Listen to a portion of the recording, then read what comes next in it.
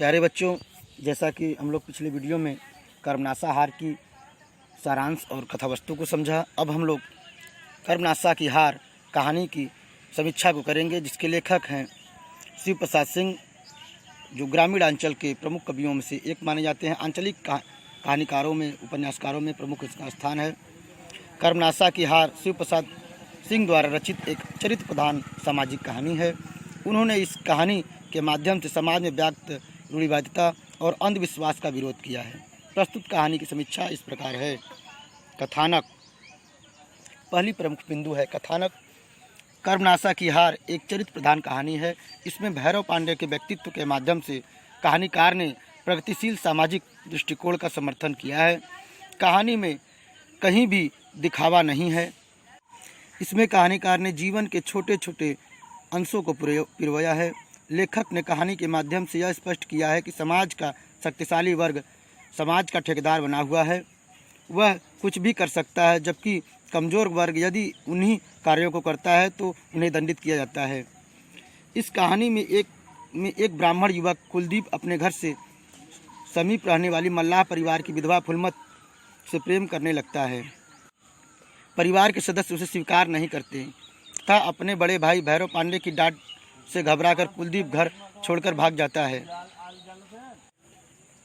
फुलमत एक बच्चे को जन्म देती है।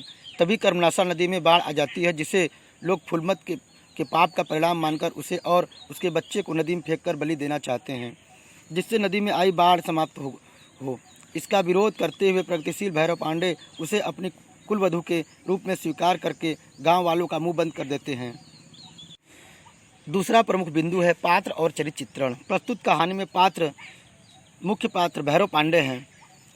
भैरव पांडे को ही कहानी का नायक ही माना जा सकता है। इसका चरित्र बहुत ही मनोवैज्ञानिक ढंग से हुआ है। प्रारंभ से वे लोक लाज से आतंकित हैं, लेकिन शीघ्र ही उनमें मानवतावादी दृष्टिकोण प्रफुल्लित होता है। वे कायरता छोड़कर उदारता का परिचय देते हैं और मानवता की रक्षा के लिए पूरे समाज से भिड़ जाते हैं।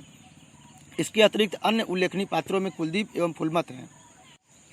कुलदीप में किसी सीमा तक मर्यादा का बोध भी है, जिसके कारण वह चुपचाप घर छोड़कर चला जाता है, जबकि फुलमत अपने प्रेम की निशानी अपने बच्चे को जन्म देकर अपनी पवित्र भावना को दर्शाती है।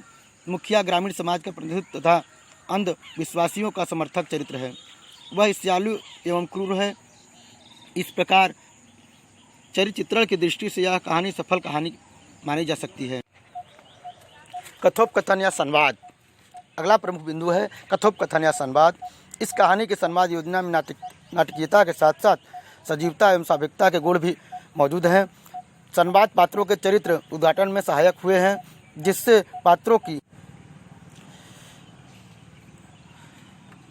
पात्रों की मनोवृत्तियों का उद्घाटन हुआ है। वे संक्षिप्त, रोचक, गतिशील, सरस और पत्रानुकूल हैं। अगला प्रमुख बिंदु है देश, काल और वातावरण। कर्मनाशा की हार एक आंचलिक कहानी है। इस कहानी में स्वाभाविकता लाने के उद्देश्य से वातावरण की सृष्टि की ओर विशेष ध्यान दिया गया है। एक कुशल शिल्पी की तरह कथाकार ने देश, काल और वातावरण का चित्रण किया है। इसके अंतर्गत सामाजिक, धार्मिक और आर्थिक परिस्थितियों का चित्रण हुआ है।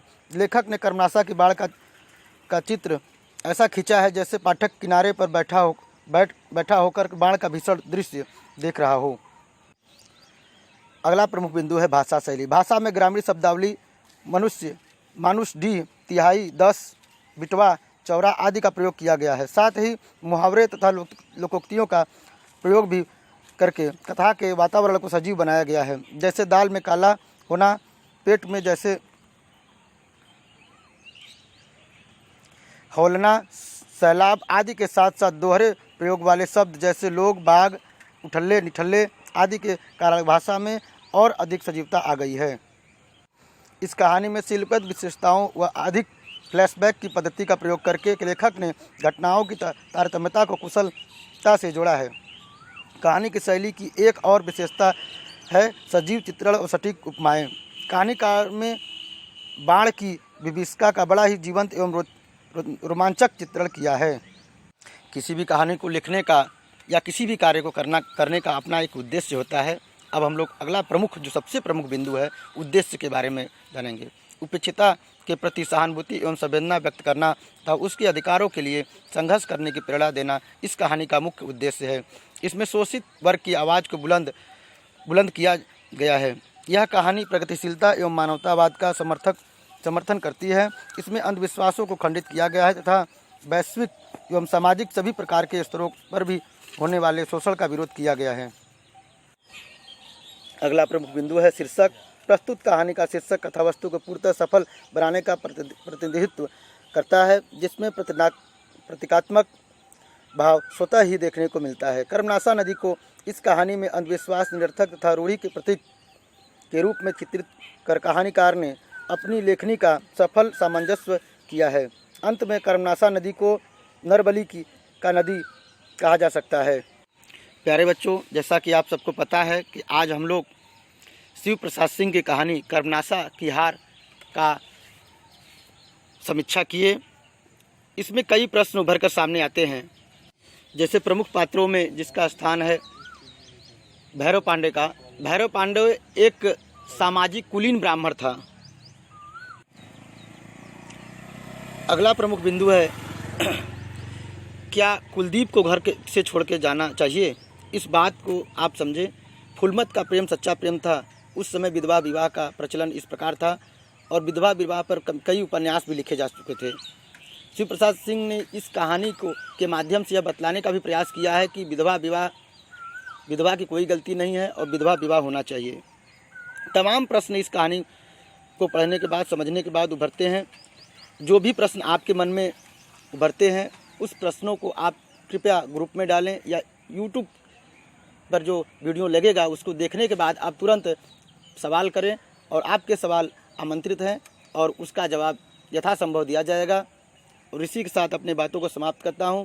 आप लोग सुरक्षित रहें, घर में रहें और लॉकडाउन का पालन करें। धन्यवाद।